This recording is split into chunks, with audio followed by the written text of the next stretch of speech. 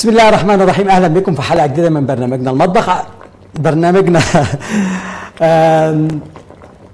لايف وذ شيف. لايف وذ شيف. رمضان كريم، انتوا عارفين رمضان معاكم بيبقى دايما زي الفل، يعني كل سنه وانتم طيبين. خلاص بقى، يعني انتوا عارفين الزهايمر كل الواحد، يعني الحمد لله رب العالمين.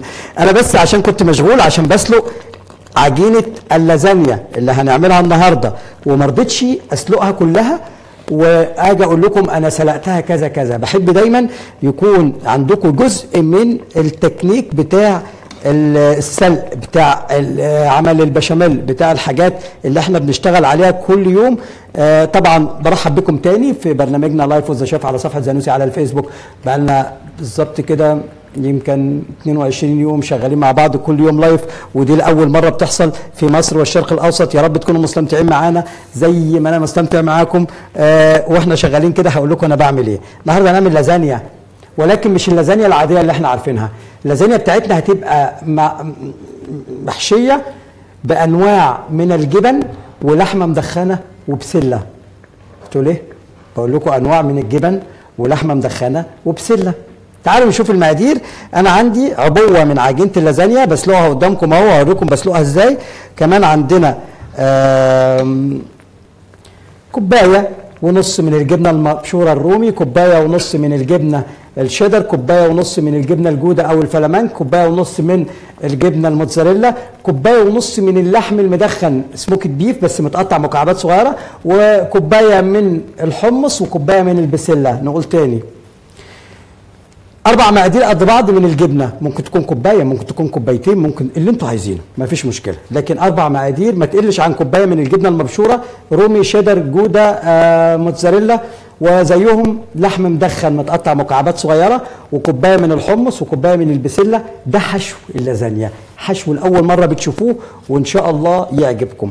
وعندي حوالي 4-5 كوبايات من البشاميل اللي هنعمله قدامكم زي ما احنا متعودين.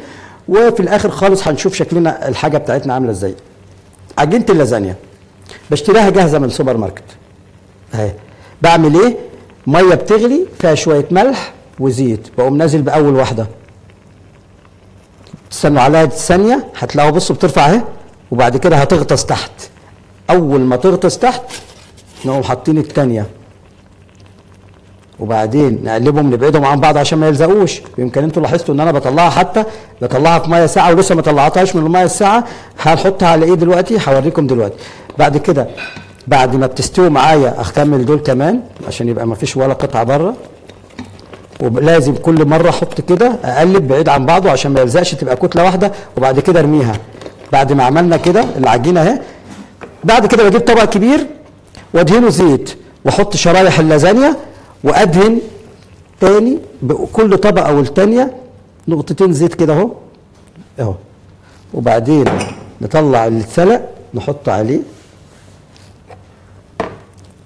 ونشيله لغايه ما نيجي نستعمله. طب واحده زي اللي اتكسرت دي هرميها؟ لا خالص، دلوقتي هتشوفوا هنعمل فيها ايه اهو. شايفين انا بعمل ايه؟ طب يا شيف يسري انت عملت قبل كده عجائن لازانيا روعه، طب نقول عليها. ده العجينه الموجوده في السوق هي عباره عن ميه ودقيق بس، لكن في عجينه من الاساس بقى بتاعه الكانيلوني والتارتوليني والفاتوتشيني وكل عائلات ايني يعني. هي عباره عن ايه؟ عباره عن 9 بيضات وكيلو من الدقيق. 9 بيضات وكيلو من الدقيق، ومعلقتين من زيت الزيتون، شويه ملح وشويه فلفل ابيض.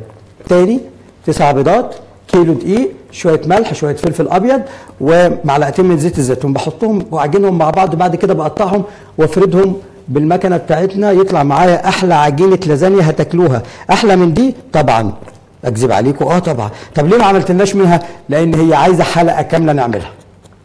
اهو تاني عشان برضو تعرفوا ان انا ما بخبيش عليكم حاجه. عشان خاطر اعملها عايزه حلقه كامله نعملها فيها. هشيل دي هنا واجيب دي هنا ونشغل علشان نعمل مع بعض البشاميل.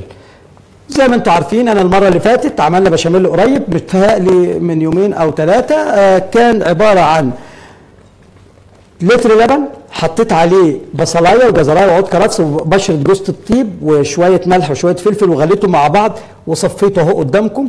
وعندي 4 معالق من الزبده، 4 معالق من الدقيق، وهنعمل بشاميل قدامكم على الطبيعه زي ما احنا متعودين معاكم. انا ما برضاش اعمل اي حاجه من وراكم خالص. جميل. استنى بس تسخن شويه. تاني لتر اللبن اللي عملت فيه حتى هتلاقوا فيه كده جزيئات من جوزة الطيب لسه هي ما اتشالتش بعد ما صفيناه. حطينا لتر اللبن عليه بصل وجزر كرفس ولورا وغليته مع بشر جوزة الطيب. بعد ما اتغلى معايا وصفيته بقى هادي اهو عشان اما اجي احطه. نعم ربنا يخليك يا حنان، واحنا سعداء ان احنا بنسمع او بنتواصل معاكي. لو ليك اي سؤال اسالينا واحنا تحت امرك. شايفين عجينه اللازانيا اهي، نحطها على طول في الميه بتاعتنا. شوفوا لو انا سبتها هتلزق في بعضها، لكن انا كل شويه كنت بقلب فيها عشان كده طلع معانا بالشكل اللي انتوا شايفينه. نرفع بقى الكميه كلها مفيش مشكله. يا رب يخليكي يا استاذه سحر او سهر اسم جميل، ربنا يكرمك. انا بشكرك. كل حضراتكم اللي انتوا عايزينه هنلبيه لكم ونعمل لكم اللي انتوا عايزينه قدامكم كل يوم على مدار شهر رمضان الكريم. انا بس عايز اطفي ده لان زي ما بقول لكم قوه هنا الحراره غير طبيعيه يا جماعه، والله العظيم ما بكذب عليكم. حد هيفكر انا عشان بعمل دعايه لزانوسي، بعمل دعايه لزانوسي، بس هو بالفعل قوه حرارته غير طبيعيه. انا ببقى واقف غصب عني يعني، بس عشان بحبكم فبقف واكمل معاكم. الزبده. حد يسالني تاني طب يا شيف يسري الزبده اما بنيجي نعملها يا رب يخليها مين؟ إلزا. اهلا بيك يا إلزا، ربنا يخليكي. بشكرك. انا مش عارف بس اقول لكم ايه. التعليقات اللي بتجيلي دي ساعات بتخليني ما بعرفش اشتغل يعني، ببقى يعني بتخجلني يعني. انا بس عايز اقول لكم حاجه.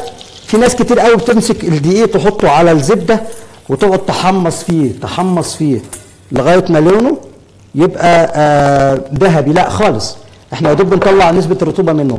قلت له يا محمد بيه يا استاذه مي انا اللي بشكرك، ربنا يخليك. ركزوا بقى في البشاميل، احنا بنعمله معاكم تاني مره اهو، لان في ناس كتير قوي بيطلع معاها مش كويس يعني بيبوظ منها. اول ما الزبده هتسيح لاحظوا ان انا بقلب مع بعض. تاني هنقول مقادير اللازانيا. حاضر من عينيا.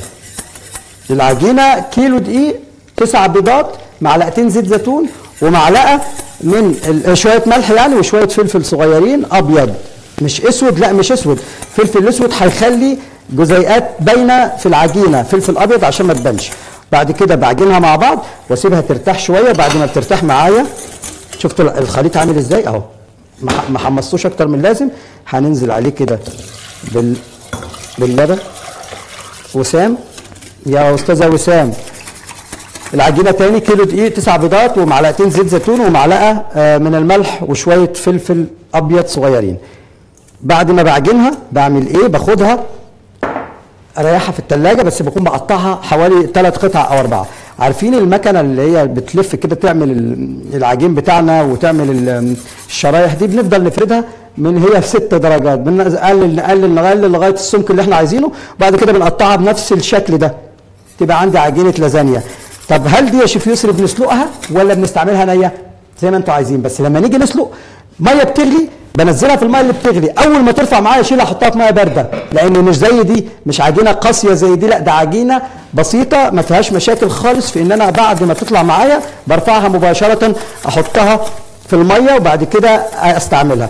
طب انت قلت ممكن نستعملها نيه. هخلي البشاميل بتاعي شويه خفيف ما يبقاش تقيل قوي، وبعدين احط طبقه البشاميل بتاعتي تحت، واحط طبقه من العجينه وطبقه من اللحمه المعصجه بصوص طماطم، وبعدين طبقه، واكرر لغايه ما تستوي. البشاميل الخفيف ده هيساوي معايا العجينه، مش ما تقلقوش يعني. نحطها في الفرن شويه. نرجع تاني مرجوعنا لحته ان انا بحط المكرونه بالبشاميل فتره طويله جدا في الفرن، فعشان كده يحصل ايه؟ بيحصل ان هي بتنشف معايا. لكن اللازانيا ممكن ازود، لو انا حاططها عجينه نيه ممكن اسيبها في الفرن شويه. شايفين انا ملاحظين ايه؟ عشان انا بستعمل ستانلس. الستانلس رائع في الشغل، اروع ماده تشتغلوا فيها هي الستانلس، ولكن لازم تبقوا واقفين معاه. يعني لازم ما تسيبوهوش لو بتعملوا بشاميل او بتعملوا كريمه او بتعملوا اي حاجه على النار، مهلبيه، اي كريم باتسري، لازم تبقوا معاه مع التقليب عشان ما يتحرقش من تحت. انا ممكن اسيبه على النار بس هدي عليه النار شويه. في ناس كتير قوي بيتحرق منها الرز وهي بتعمل وهي بتعمله على في الاستانلس.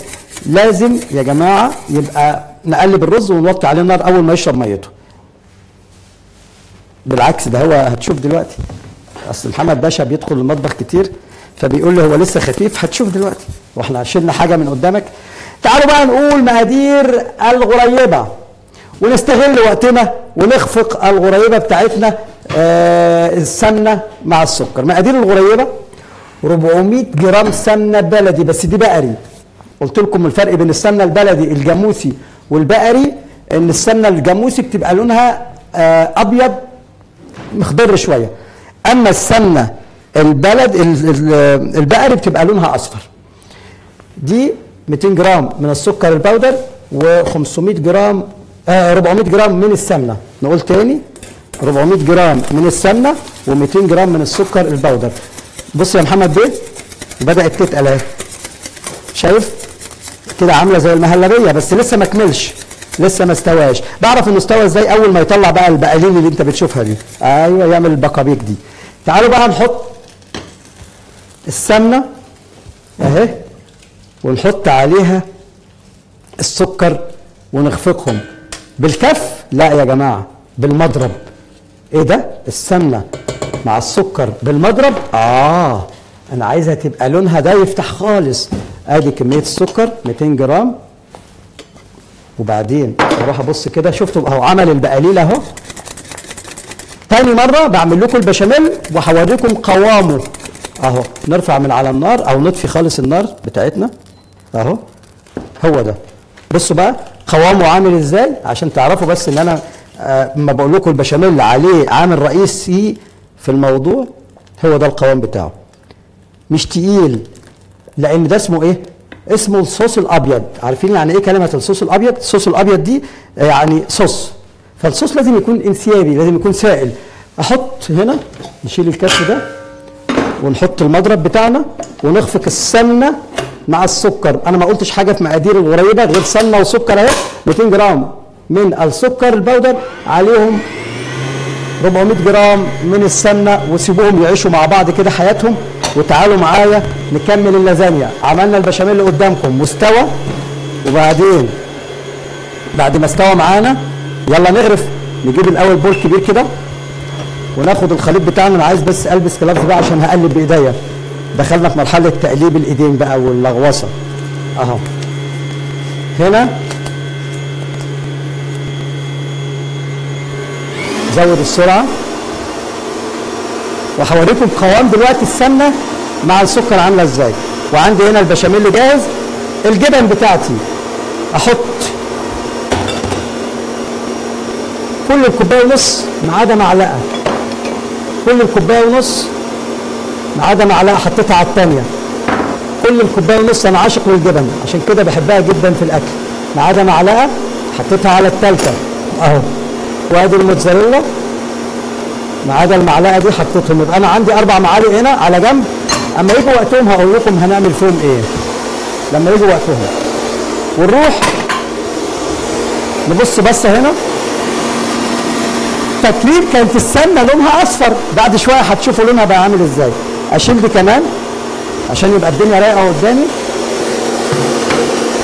ونروح هنا نخلط الجبن دي مع بعضها. فاكرين المعالق اهي، الجبن دي 4 انواع من الجبن اهي مع بعض. نحط عليهم اللحم المدخن ونقلب، ونحط عليهم البسله والحمص المسلوق ونقلب كله مع بعضه كده. هسمعك بعد ثانيه، هسمعك بعد ثانيه عشان مش قادر اسمعك من العجان. شايفين ده الخليط ده اللي هيبقى الحشو بتاعنا. مكان ايه يا شيف يسري؟ مكان اللحمه المتعصجه. اتفضل يا محمد بيه. طيب نيجي هنا نشتغل بقى اهو. كل الحاجات عندنا اهي. وبعدين نجيب بقى البايركس او الصينيه او الطاجن اللي هنحطه في الفرن ناخد جزء كده كبشه من البشاميل ونفرد اهو.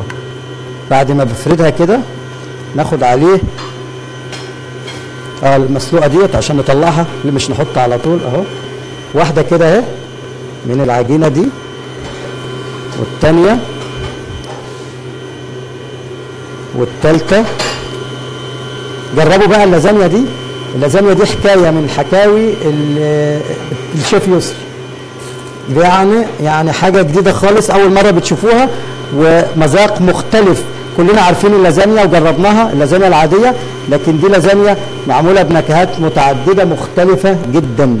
حطينا هنا 4 طبقات، نحط شويه من البشاميل حوالي نص الكبشه، ونفرد بالمعلقه على العجينه. بعدين ناخد جزء من الخليط ونفرد. شايفين بقى اما يخش الفرن ده بقى والجبنه دي تسيح وتنزل وانا بقطع اللازانيا كده، وبعدين يقوم جاي حماده مغمى عليه وانا بطلعها من كتر حلاوه الجبنه وهي سايحه. حماده ده بقى من الناس اللي انا اتعرفت عليها، المصورين المبدعين، هو وحسين. طبعا مش عايز اقول على بقيه الكاست الموجودين معانا، على كل الناس، حماصه ومحمد وكل الناس وعمرو، الناس بصراحه ناس جميله جدا.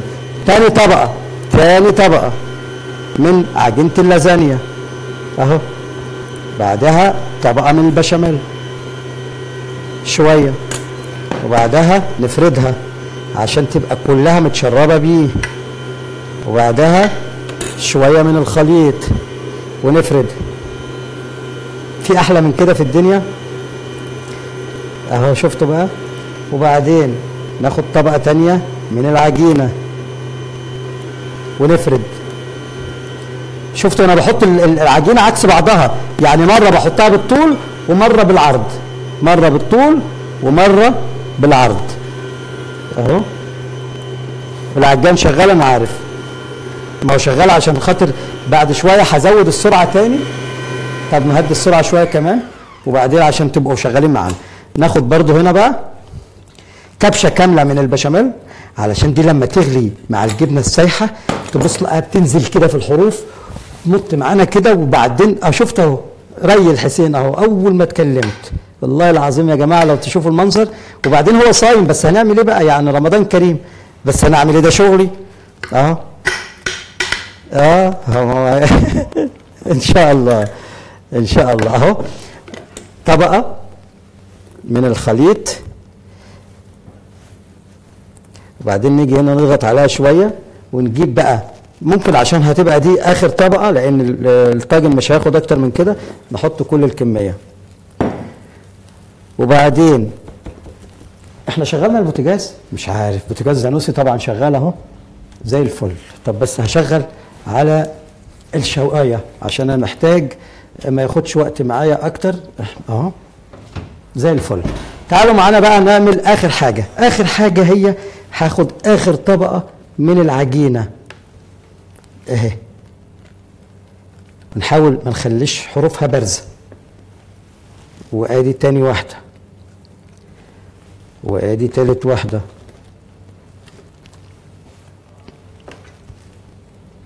وادي اخر واحده من العجينه.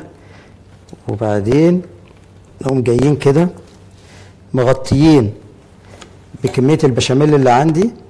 خلي المعلقه عشان نفرد بيها اخر كميه البشاميل، ما تبخلوش بقى بيها، وجميل كده. وبعدين نقوم جايين هنا فاردين عليها ومنزلين بقى الحروف، ما نخليش ولا حته حرف باين اهو، جميل. وبعدين ناخد كده، انا هحاول اطلع حته منها حتى لو هتتبهدل معايا، بس لازم تشوفوا شكلها من جوه عامل ازاي وهي الجبنه سايحه. بعد ما خلصنا كده، فاكرين 4 معالق الجبن اللي انا خليتهم على جنب اهم على الوش. استمتعوا بقى بالاكله دي. هي عباره عن اكله من الجبن لعشاق الجبن، وفيها لحمه مدخنه، وفيها جزء من الخضروات موجود في البسله، وفي الحمص. اجيب بس منديل امسح الحروف وادخل دي بقى تاخد اللون، ونروح نكمل مع بعض مقادير الغريبه.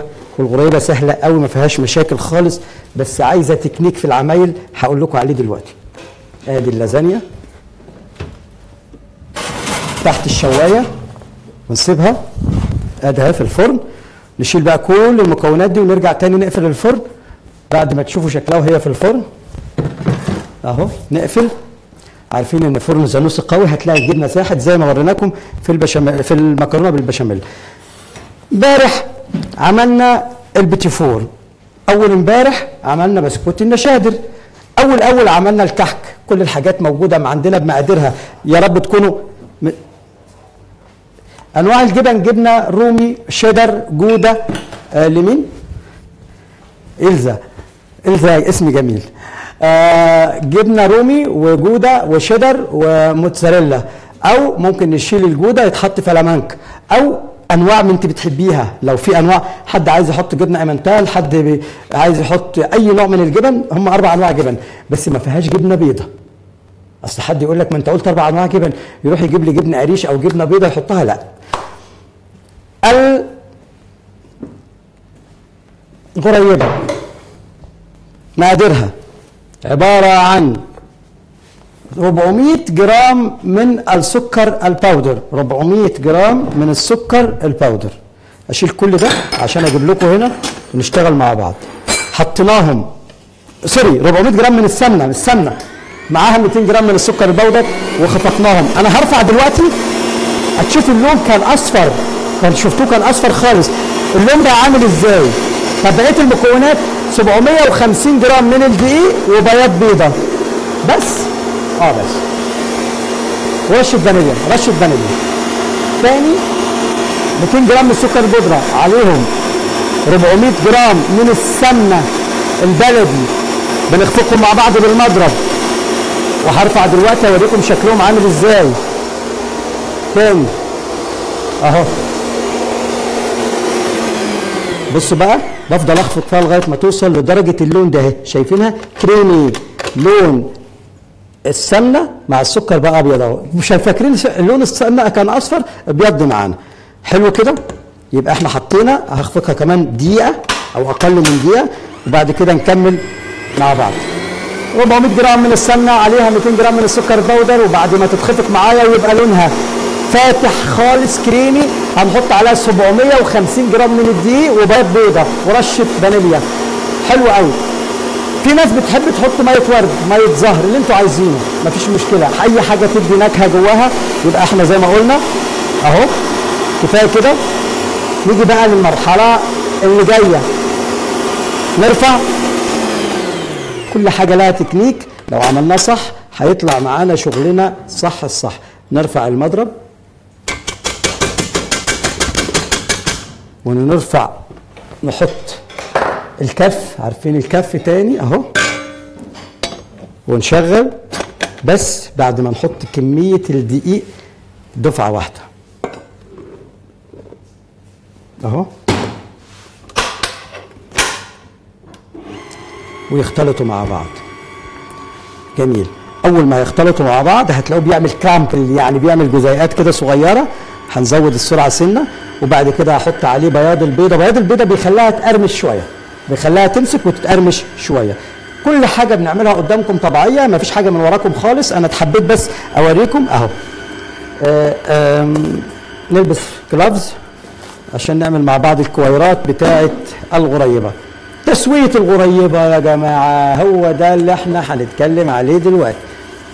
خلاص كفايه كده، خلاص كفايه كده. احط بياض البيضه وبعدين اشغل تلف معايا لفه واحده ونرفع كل ده. خلاص كده، شكرا. بصوا بقى العجينه يا ناعمه يا غريبه. وايه تاني؟ بقيه الاغنيه ايه؟ يا ناعمه يا غريبه ايه؟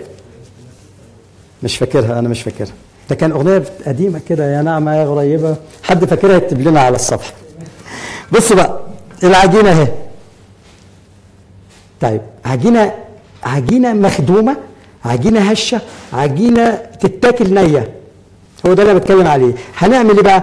هنعملها كور قد بعضها، كور قد بعضها، بمعنى يعني اهو كوره صغيره ما تكبروهاش عشان الغريبه دي بتدوب في البق دوب اهو، ونحطها كوره كده. ما بتفردهاش؟ لا ما بفردهاش. نجيب تاني جزء. شفتوا العجينه بقول لكم عامله ازاي؟ العجينه والله من العجائن الرائعه اللي مش يعني شكلها يفتح النفس زي ما بيقولوا. وبعدين نعمل كده. انا بعمل اتنين مع بعض، اعملوا انتوا واحده بس، ما تعملوش اتنين عشان خاطر ايه تقدروا تحكموا فيهم. وبعدين نحط دي كده كلهم قد بعضهم. هي تلقائي هتفرد، تلقائي هتفرش شويه. اول ما تحس في سخونه الفرن هتفرش معانا شويه. ايه بقى السر اللي احنا هنعمله دلوقتي؟ او بس ابص كده اهو خلاص اللازانيا فاضل لها شويه. ايه سر العجينه دي تستوي ازاي؟ هو ده القصه بقى. دي بتستوي على 110 ل 120 درجه مئويه. ايه؟ من 110 ل 120 درجه مئويه، ولونها يبقى فاتح ابيض، ما تستويش اكتر من كده. عامله فاكرين البقلاوه البيضاء لو كنا جبنا سيرتها؟ هي عامله زي البقلاوه البيضاء بالظبط، ما بتحتاجش درجه حراره، بتحتاج درجه حراره هاديه تستوي عليها، وفي نفس الوقت تطلع لي عجينه، تطلع لي شكل الغريبه ابيض زي ده. هاتوا هنا دلوقتي. نحط عليها بقى كريز، نحط عليها فستق، نحط عليها بندق، نحط عليها مكسرات سوداني، اللي انتوا عايزينه. شايفين؟ بصوا بقى هوريكم حاجه. لو رفعنا واحده كده من تحت مش محروقه، مستويه، لونها اصفر. هو ده اللي انا بتكلم عليه. درجه الحراره لازم تبقى منخفضه جدا علشان الغريبه تطلع معانا بالشكل اللي انتوا شفتوه ده. انا بعد كده نحط عليها الكريز، نحط عليها فستق، نحط عليها بندق، يا رب تكون قدمنا لكم حاجه جديده. طبعا قد ايه في الوقت؟ حسب الفرن. لو عندكم فرن زانوسي زي اللي عندكم فرن زانوسي زي اللي عندنا دوت، هتاخد بالظبط كده بتاع ربع ساعه تلت ساعه. فبس اهم حاجه زي ما قلت درجه الحراره لا تتعدى ال 120 درجه. يوم ما تبقى عاليه جدا ما فيش في افران بتبقى ما فيهاش ترموستات او ما فيهاش تايمر. يعني هنا مثلا في زانوسي اهو، نجيب من الاول. عندي هنا 0 50 ادي 100 150 200 250. لو جبنا اهو شايفين الدرجات. في افران ما فيهاش الدرجات دي، خلاص احنا مش هناخدها نبيعها، خلاص احنا عندنا في البيت، فهنستعمل ولكن نخليها متوسطه الحراره، اقل من متوسطه الحراره. شايفين الترموستات او زي ما قلت لكم في 100 في 150. لو انا جيت 150 يبقى 170، اللي في النص دي كده 175، دي 200 يبقى دي 225، وبقسمهم في النص. بقسمهم في النص. يبقى انا كده زي ما قلت درجات الحراره دي بتنفعني في تسويه حاجات كتير جدا، منها فاضل دقيقه، منها الغريبه، ومنها كمان البيتيفور والحاجات الخفيفه السهله. بكره هنعمل معاكم ان شاء الله. هنقول دلوقتي الرضا والنور. طيب حاضر. مقادير الغريبه انا هجيب بس الكبير قدام ورا والصغير قدام اهو. مقادير الغريبه تاني عباره عن 400 جرام سمنه بلدي، عليهم 200 جرام من السكر الباودر، بخفقهم لغايه ما لون السمنه يفتح يبقى كريمي ابيض زي ما شفتوا، وبنزل عليهم بعد كده بالخليط بتاعنا اللي هو 750 جرام دقيق، كيلو الا ربع من الدقيق. وادي العجينه اهي، وبعد كده بحط لها بياض بيضه ورشه فانيليا. العجينه قدامنا اهي اهي. عجينه يا جماعه والله رائعه من روائع المخبوزات يعني بصراحه. هتحسوا ان انتوا بتاكلوا غريبه ما اكلتوهاش قبل كده، وده مع الشيف يسري. عايز اذكركم قبل ما نخلص كده، رقم 1 هو 1 4 9. 1 4 9 هو رقم الصيانه بتاعت زانوسي. انا يا جماعه باعتباري واحد من عائله زانوسي بزعل، بيحزنني ان حد يتكلم على الشركه حاجه مش كويسه، لان انا اعرف الشركه دي من زمان قوي واتعاملت معاهم من زمان. منتجاتهم رائعه والله. في البيت عندي والله كمان مره، في البيت عندي والله كمان مره اما بتصل بيهم، وانا عمري ما اتصلت بيهم وقلت لهم انا فلان، انا بتصل بيهم في التليفون على 1 4 ساعات، بيرد عليا الكول سنتر يديني ميعاد من 24 ل 48 ساعه بييجوا يصلحوا الحاجه بمنتهى الثقه والامان. جربوا مالناش دعوه بقى بالارقام الثانيه بقى. ابص بقى على اللازانيا وكده يبقى زي الفل اهو. يعني انا بس ايه هطلعها كده وبعدين اوريكم شكلها بعد شويه يعني اهو. بسم الله الرحمن الرحيم. انا بقى هعمل الحركه اللي محدش بيحبها. ايه هي الحركه اللي انا محدش بيحبها؟ الحركه دي انا هعملها على ضمانتي الشخصيه، حاجه كده اقطع حته وهي سخنه، وتشوفوا بقى اللي انا بتكلم عليه دلوقتي. بس هجيب طبق صغير اهو ونشيل ده خلاص مش محتاجينه، ونجيب اسباتولا كمان ونقول بسم الله الرحمن الرحيم وربنا يستر. طبعا دي ما تتقدمش وهي سخنه كده او غير ساعه الاكل، يعني هي سخنه كده تتاكل على طول، لكن احنا هنعمل بقى حركه كده مريبه. نقطع حته ونحاول نرفعها كده. بسم الله الرحمن الرحيم. يلا اتفضلوا معانا بعد الفطار. بصوا بقى يعني الجمال والطبيعه والحلاوه. بصوا الجبنه السايحه اللي انا بقول لكم عليها اهي. مش بفطركم ولا حاجه، انا بشوقكم ان انتوا تقوموا تعملوها. انا كنت مستمتع معاكم النهارده، قدمنا لكم حاجات يا رب تعجبكم، قدمنا معلومات بسيطه وعملنا مع بعض البيتي فور. يبقى كده فاضل لنا حاجه واحده بس، القراقيش او المنين. بكره هنعمله ان شاء الله، انتظرونا بكره زي ما بقول لكم كل يوم. يا رب نحب بعض. اشوفكم بكره على خير. السلام عليكم.